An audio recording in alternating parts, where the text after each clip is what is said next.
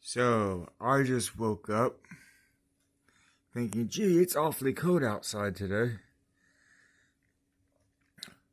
It's kind of hard to tell through the window, but the wind was blowing sideways. I don't know if I can find a good spot here where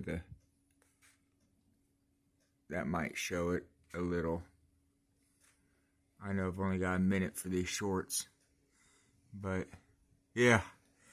I was like, man, it's awfully cold in here this morning because I usually cover my heaters to help me sleep. I got a giant crack on just above my window here.